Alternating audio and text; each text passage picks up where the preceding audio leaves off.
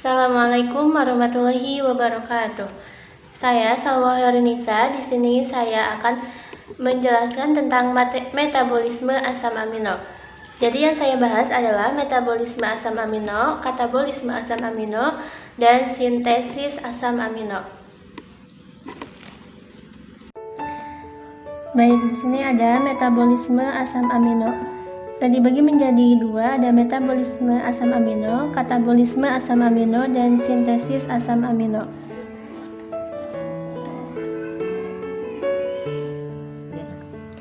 Metabolisme asam amino.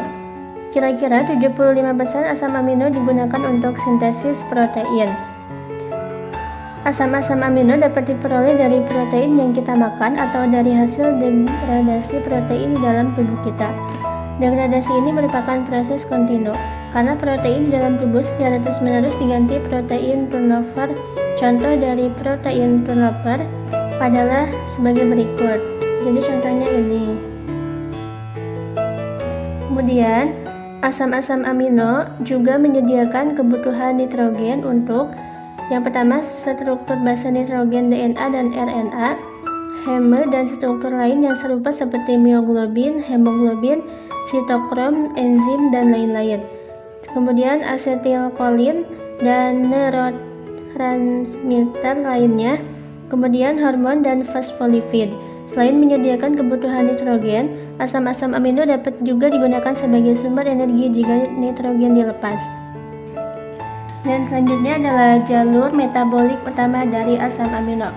Kita bisa lihat di sini jalur-jalur metabolik utama asam amino, yaitu yang pertama, produksi asam amino dari pembongkaran protein tubuh, digesti protein diet, serta sintesis asam amino di hati. Dan ini adalah produksi asam amino. Kemudian yang kedua adalah pengambilan nitrogen dari asam amino. Pengambilan nitrogen dari asam amino adalah ini. Dan ketiga adalah katabolisme asam amino menjadi energi melalui siklus asam serta siklus urea sebagai proses pengolahan hasil sampingan pemecahan asam amino. Ini jadi katabolisme, ini menjadi asam amino, kemudian menjadi kepada siklus urea, jadi dua. Dan yang terakhir adalah sintesis protein dari asam-asam amino. Selanjutnya adalah yang kedua, katabolisme asam amino. Asam-asam amino tidak dapat disimpan oleh tubuh jika jumlah asam amino berlebihan atau terjadi kekurangan sumber energi lain, karbohidrat dan protein. Maka tubuh akan menggunakan asam amino sebagai sumber energi.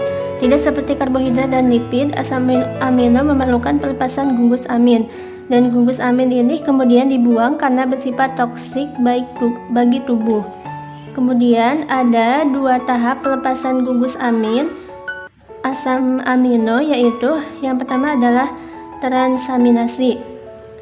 Transaminasi adalah enzim aminotransferase memindahkan amin kepada ketoglutarat menghasilkan glutamat atau kepada oksaloasetat menghasilkan aspartat. Dan yang kedua adalah deaminasi oksidatif, adalah pelepasan amin dari glutamat menghasilkan ion amonium. Dan ini adalah contoh reaksi transaminasi. Dari contoh ini, perhatikan alanin. Ini alanin akan mengalami transaminasi menjadi glutamat. Ini alanin ini transaminasi menjadi glutamat. Pada reaksi ini dibutuhkan enzim alanin aminotransferase. Kemudian adalah contoh yang kedua, deaminasi oksidatif. Contohnya adalah ini. Jadi glutamat juga dapat memindahkan amin ke rantai karbon lainnya menghasilkan asam amino baru. Contoh reaksi deaminasi oksidatif. Perhatikan di sini glutamat mengalami deaminasi menghasilkan amonium NH4+.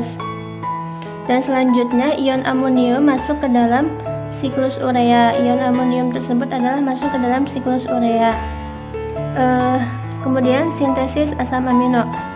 Semua jaringan memiliki kemampuan untuk mensintesis asam amino non-esensial, melakukan remodeling asam amino, serta mengubah rangka karbon dan asam amino menjadi asam amino dan turunan lain yang mengandung nitrogen. Rangka karbon umumnya diubah menjadi karbohidrat melalui jalur gluconeogenesis atau menjadi asam lemak melalui jalur sintesis asam lemak. Berkaitan dengan hal ini, maka asam amino itu dikelompokkan menjadi 3 kategori, yaitu asam amino glukogenik, katogenik, serta glukogenik dan katogenik. Asam amino glukogenik adalah asam amino yang dapat masuk ke jalur produksi piruvat atau intermediat siklus asam sitat seperti ketoglutarat atau oksaloasetat. Semua asam amino ini merupakan prekursor untuk glukosa melalui jalur gluconeogenesis. Semua asam amino kecuali lisin dan lisin mengandung sifat glukogenik. Lisin dan lisin adalah asam amino yang semata-mata ketogenik yang hanya dapat masuk ke intermediat asetil CoA atau asetoasetil CoA. Sekelompok kecil asam amino yaitu isoleusin, fenilalanin, theronin, triptofan, dan tirosin bersifat glukogenik dan katogenik. Nah, dari 20 jenis asam amino, ada yang tidak dapat disintesis oleh tubuh kita, sehingga harus ada di dalam makanan yang kita makan. Asam amino ini dinamakan asam amino esensial. Selebihnya adalah asam amino yang dapat disintesis dari asam amino lain adalah asam amino non-esensial. Jadi asam amino esensial itu adalah asam amino yang tidak dapat disintesis, dan asam amino non-esensial ini adalah asam amino yang dapat disintesis. Kemudian asam amino non-esensial itu seperti alanin, asparagin, aspartate, citein, glutamat, glutamin, glicin, prolin, serin, dan tirosin. Kemudian asam amino esensial adalah arginin, histidin, isoleucin, leucin, lisin, metionin, esensial fenilalanin, thereonin, dan triptofan. Manfaat asam amino adalah manfaat untuk tubuhnya adalah sumber energi tubuh, memperbaiki jaringan tubuh, membantu pertumbuhan normal, mengurai makanan, sumber energi tubuh.